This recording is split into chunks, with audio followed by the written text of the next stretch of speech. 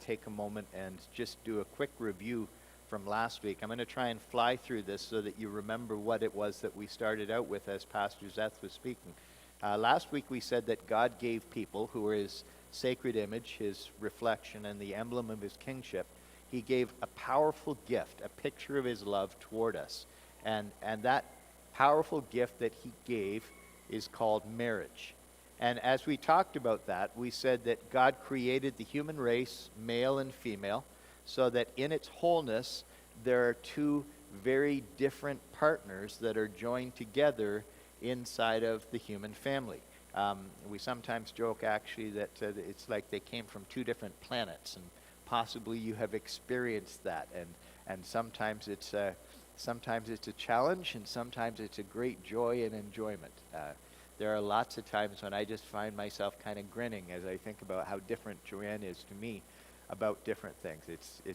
It's fun. But marriage partnership was designed to reflect the relationship of God with his people. And so the husband is called to reflect the sacrificing, nourishing, treasuring love of God, ultimately as shown in Christ in his leadership. And the wife is called to reflect the honor and respect of God's people, the bride, in her response to his servant leadership. And in a perfect union, and even in a pretty good one, this works beautifully. If you've got, there is no such thing as a perfect marriage, but if you've got even a pretty good one, there's really, really a lot of joy in this and a lot of goodness in this. But we see in Genesis chapter 3 what happened when sin, the curse, had its effect on marriage. And as we take a look in Genesis 3, we see that each partner can incline to selfishness.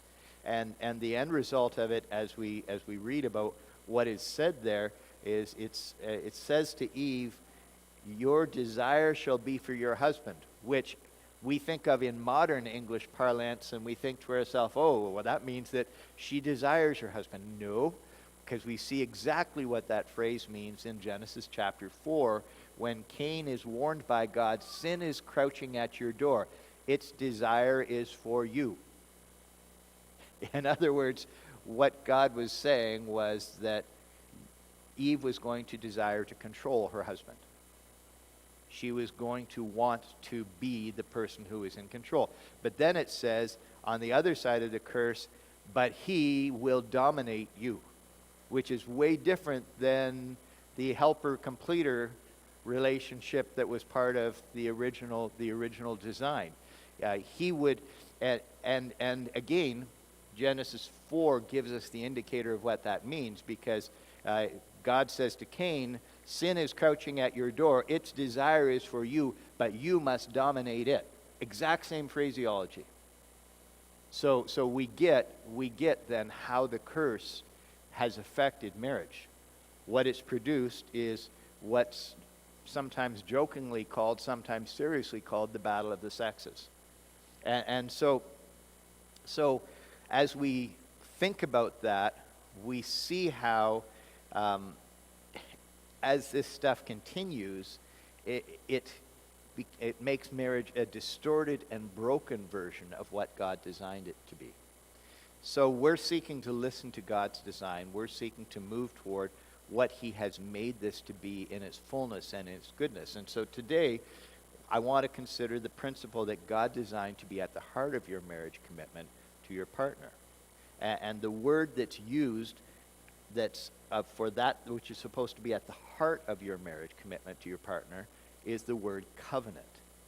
And when you think of covenant, a short form for that might be a heart promise to partnership. We'll explain it more fully, but it's a heart promise to partnership that is supposed to be at the heart of your marriage, at the foundation of your marriage and your commitment to your partner.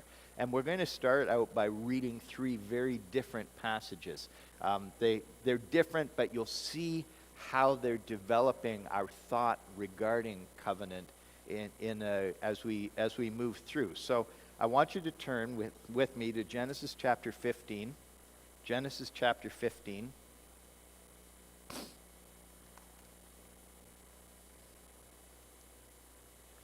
And as we take a look in Genesis chapter 15, It'd be great if we could get someone to read for us verses 7 through 18. If you are a comfortable reader and you would like to read that, then please feel free to do so. If you're not comfortable with it, I will do that. But does anybody want to read Genesis 15, 7 to 18 for me? Go ahead, Andrea. Okay.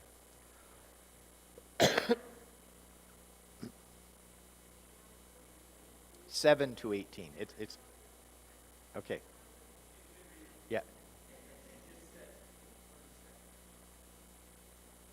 Oh. Oh. Would it be better if you didn't read?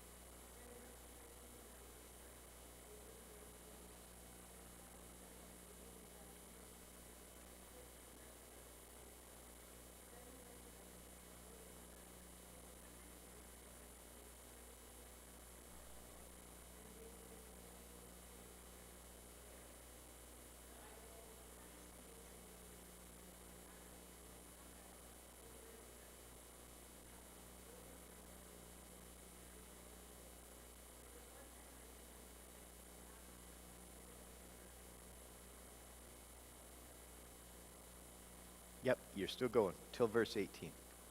Yeah.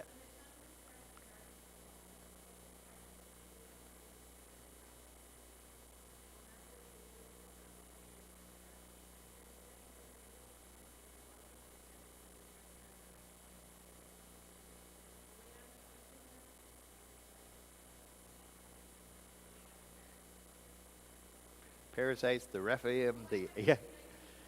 Yeah, that's okay. That's okay. Yeah, I didn't mean to throw all those different people at you, but so that's the first picture that I want to give you of covenant. This picture that we see of God setting a covenant, establishing a covenant with Abraham, and it's a strange and mysterious thing. We're going to go back to that in a minute, but it's a strange and mysterious thing. If you read that and you take a look at the way that they did it, so foreign to anything that's a part of our culture and cultural understanding. But it's a really potent picture of covenant, and we'll talk about that in a minute. Second passage that I want read, can someone read for me Genesis chapter 2, verses 23 through 25, please?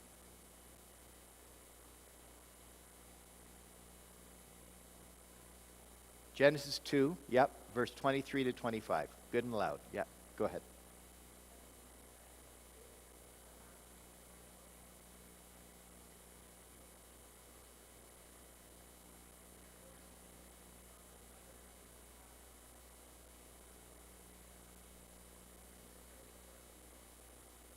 Okay, thank you very much. And again, another really, really great passage as we develop our foundational understanding of marriage.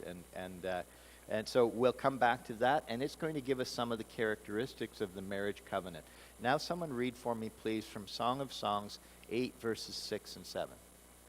Song of Songs 8, verses 6 and 7.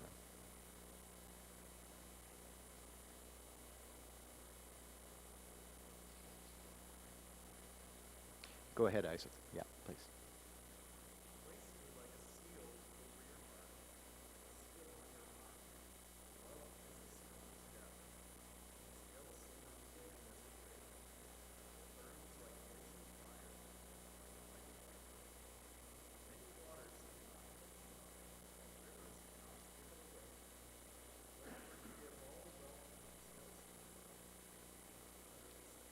Okay. That's actually one of my favorites when it comes to marriage and the picture of marriage. In fact, um, when Joanne and I were dating, I did that in calligraphy. I wrote it out in calligraphy and I gave it to her as something that I wanted her to understand. And it's to me, it's a really potent statement. It's a beautiful statement when you read it and give some thought to it. So these are the three passages that I want us to focus on today. From time to time, I have people approach me who don't attend Springfield Baptist Church, but they'd like me to officiate at their weddings. And sometimes they're people I know, and sometimes they're people I don't know. And sometimes they're not followers of Christ. And so this turns into a serious conversation. Typically, I don't end up being involved in their marriages. On occasion, I do end up being involved in their marriages. But in order to encourage some thoughtfulness about what marriage is, I ask them first. I say, come into the office. We're not going to do this by phone. Pastor Jeff pulled a prank on me the one time. I got a call from a guy, and he was obviously drunk on the other end, and he was asking if I could marry him that Saturday. He'd phoned Jeff first, and Jeff said, "Oh, well, I'm not ordained. You better call the guy who's ordained." So he laughed. Yeah, that's what he did to me. And afterward, I said, "Jeff, I got this call." He says, "Yeah, I know." He thought it was pretty funny. But anyways, so I have people come in, and in order to encourage some thoughtfulness about what marriage is, I ask if they're looking for a legal wedding or a Christian wedding. And usually they then turn around and ask me, what's the difference? Because I explain to them, I only do Christian weddings. And I explain that the difference is that a legal wedding is essentially an economic contract registered with the government that is breakable for virtually any reason, after which there will be financial penalties and payouts. That's essentially what the marriage is as defined inside of our government. It's an economic agreement, and this economic contract is registered with the government. You can break it for virtually any reason, and then after that, there's the legal determination of financial penalties and payouts in response to that. But I explained that the Christian wedding is intended to be a deep heart promise to a partner through all hardship, health, finance, relational turmoil, with each other, before God, until death. And as I say that, just think for a moment about the nature of the traditional vows. Doesn't matter whether you're talking Baptist, Presbyterian, Anglican, there's slight variances between the way denominations do them, but the vows essentially carry consistently across these various denominations. They carry consistently the same phrasing in the middle of it. They virtually all say, for better, for worse, for richer, for poorer, in sickness and in health, to love and to cherish from this day forward until death separates us. They virtually all contain that particular phrasing. And so the vow is to be kept regardless of temporal circumstances or feeling.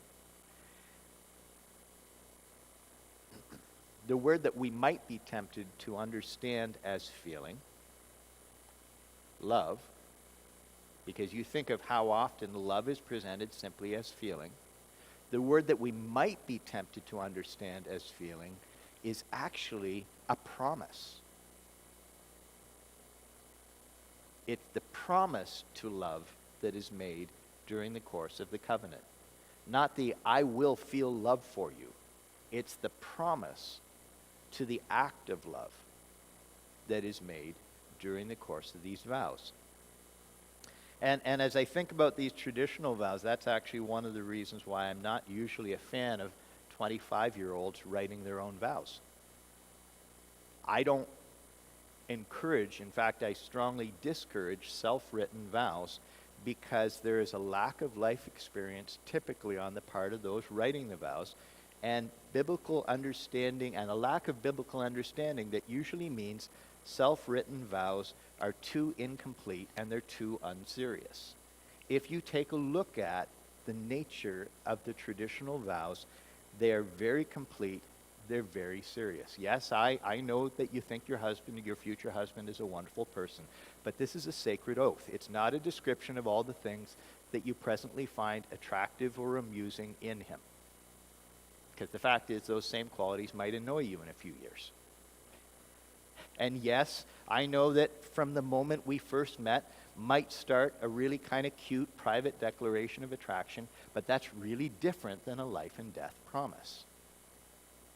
So that's why I think we have to understand what it is that the traditional vows are trying to get across. And if someone was to write their own vows, they better think really, really hard about what covenant means. I still remember years ago Brad Pitt saying to Jennifer Aniston in their vows, "You can use my toothbrush."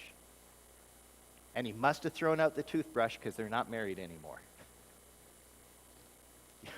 You look at that and you think that's the level of unseriousness that's involved on that. And it was considered cute and funny and reported all over the place. And everybody thought, wow, they must be in love. Well, they felt some attraction to each other for a while. We're talking about covenant, though. So the first thing we look at as we look in Genesis 15 is this picture of the seriousness of covenants. So turn back with me to Genesis 15. I'm going to ask you to think about this. What are the ideas wrapped up in this old word? As we think about the word covenant, I've given you kind of a short form for it, but I want you to think of all of the things that are wrapped up in this concept of covenant. What are the ideas wrapped up in this old word? We know it's a partnership. What else is wrapped up in the whole idea of this partnership, this covenant? Pardon? There is action toward each other. What's the nature? What's the basis of that action? Pardon? Sacrifice is good. Sacrifice is good. But I'm going to take you a little bit further down below just different characteristics of that action. What stands underneath it? What shapes the actions? What dictates what the actions must be?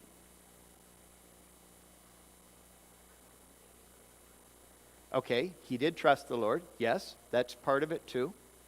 So here's what I'm going to do to just shorten this down. It's promises. There are unchanging promises that are made. So it's a partnership, and with that partnership, there is an unchanging commitment to the other person, and that unchanging commitment to that other person carries with it unchanging commitment to the promises made to the other person. When you say actions, it's not just random actions. It's actions that are determined by promises that have been made that you say, these will not change. I will continually fulfill these promises to you.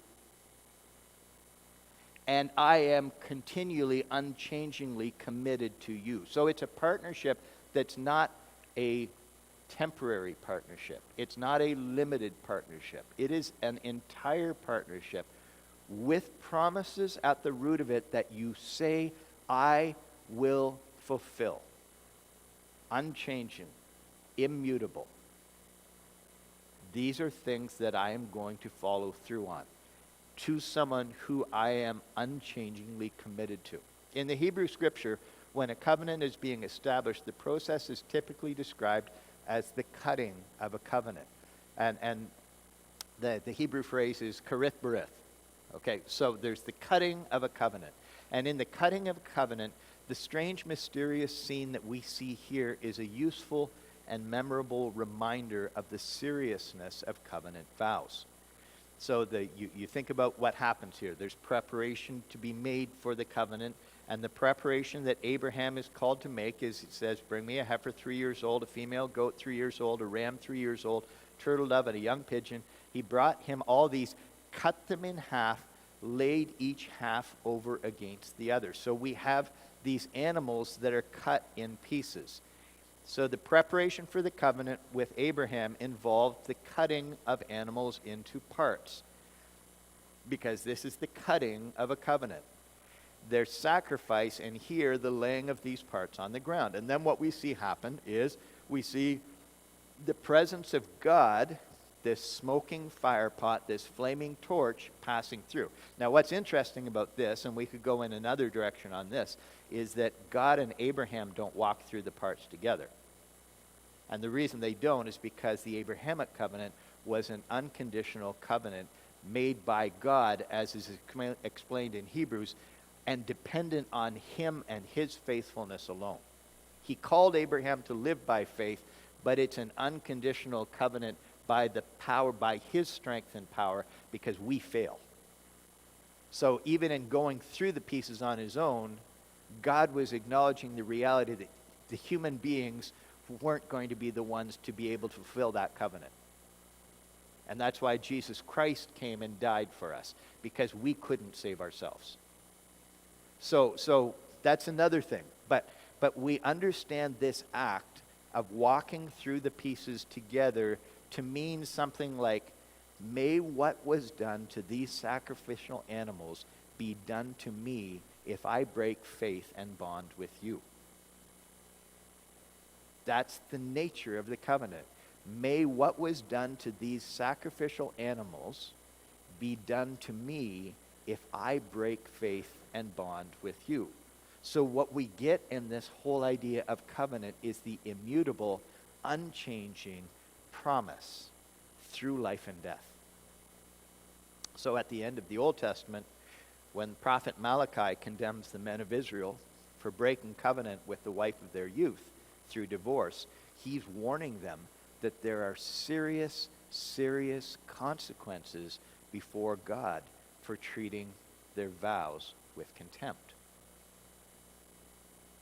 I look at this ceremony in Genesis 15, and I think to myself it would be a pretty vivid reminder of the seriousness of what we're doing if we did our wedding vows in the dead of night, walking between bloody carcasses with torches in hand.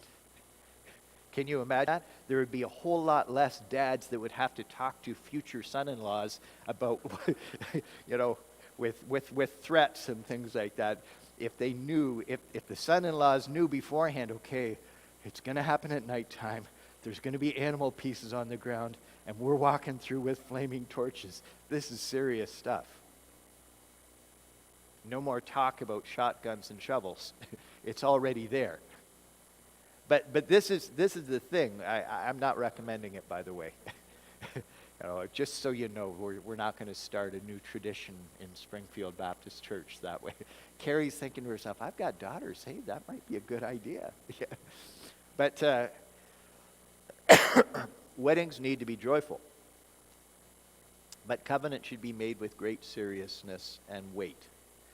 And that's why, again, coming back to the traditional vows, when I talk about this, as I talk to people, to the people who are gathered using the traditional vows, I say that this union is not to be entered into lightly, but soberly, reverently, and in the fear of the Lord.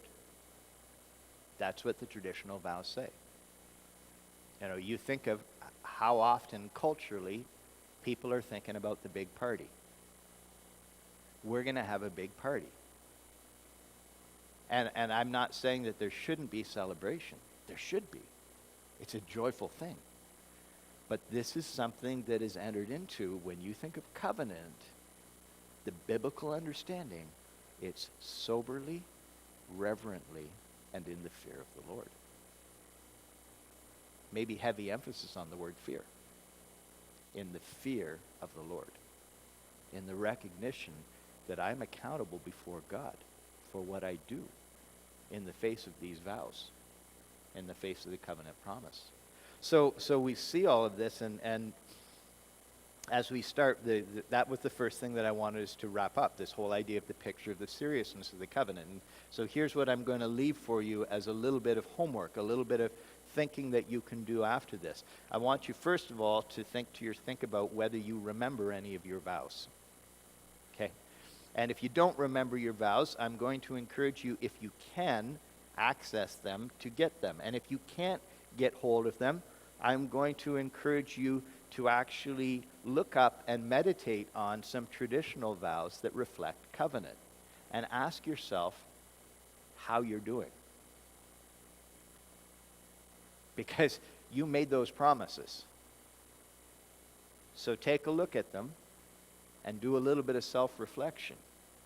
And say, okay, so what exactly did I promise? And if perchance, and I'm not trying to be unkind in this, but if perchance you you happen to have been married at a time in your life when you didn't understand the nature of covenant, and the vows that you spoke were ones that were made up, and maybe they were light and maybe they were kind of frothy. Let me encourage you to go back as you understand your desire to honor God biblically in marriage. Go back and take a look at some serious vows then. And ask yourself, okay, so if this is the nature of what God would call me to promise toward that other person, how am I doing with this?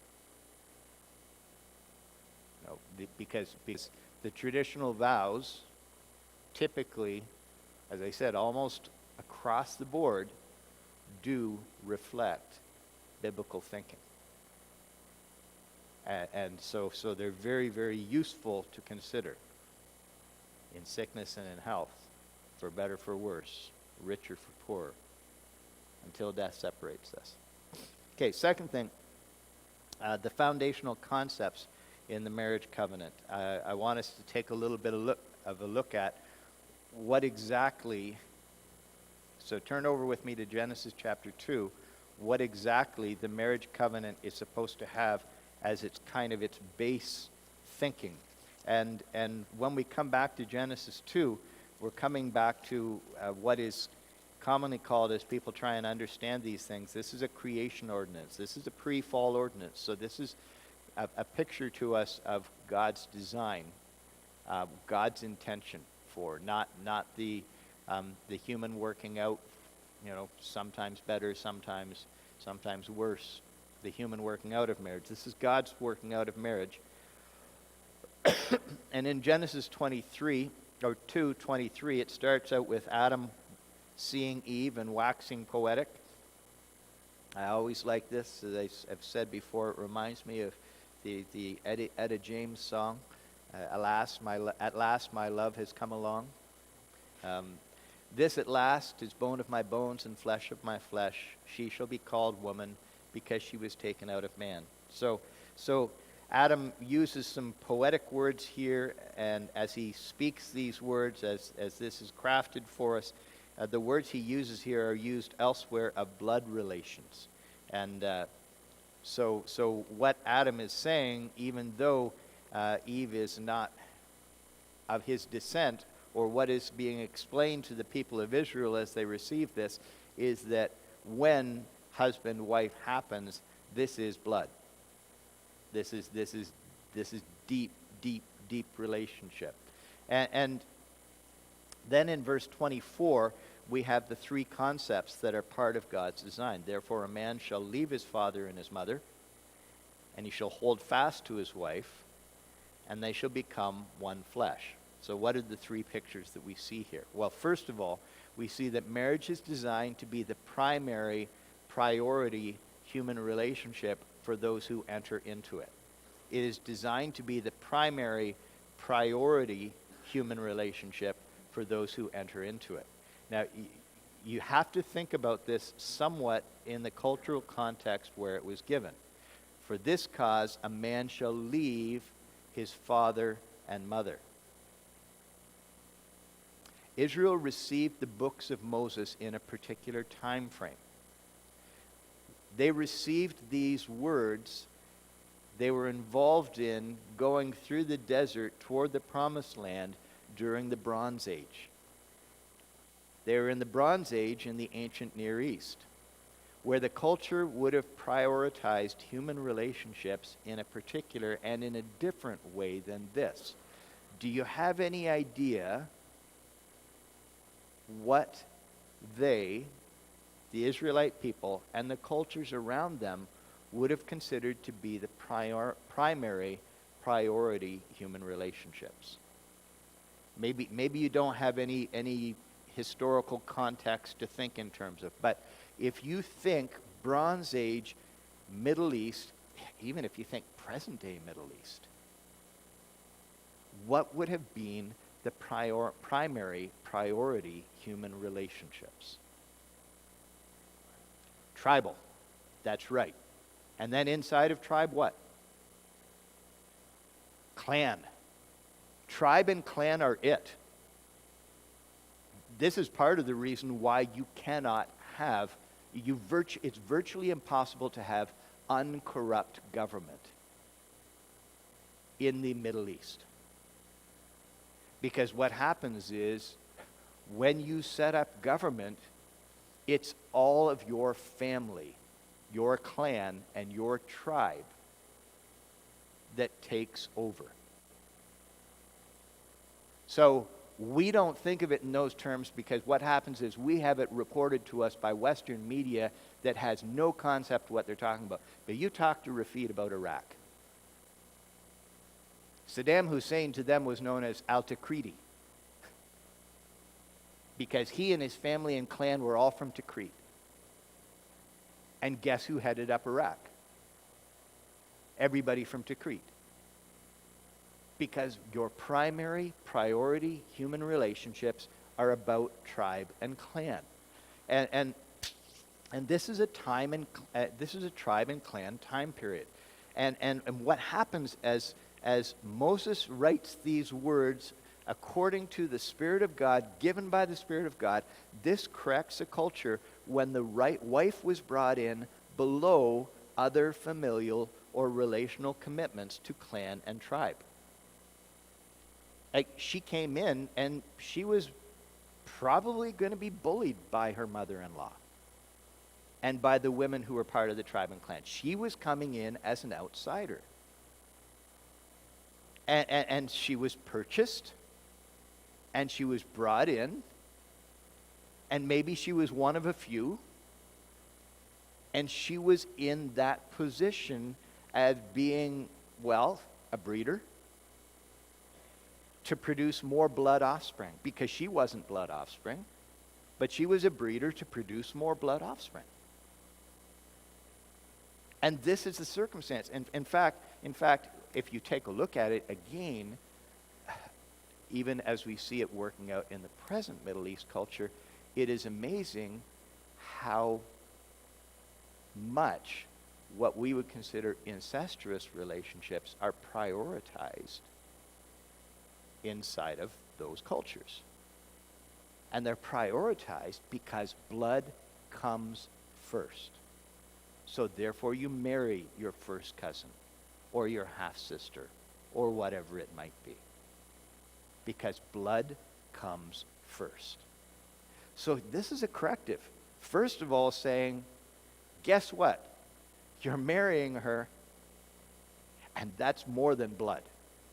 Bone of my bone, flesh of my flesh. And then what's being said in this is your primary priority relationship. You will leave your father and mother. Doesn't mean you can't be close by them. Doesn't mean you can't see them. Doesn't mean that you shouldn't honor them or take care of them. But they're not going to be telling your wife how your family operates. And so we have this.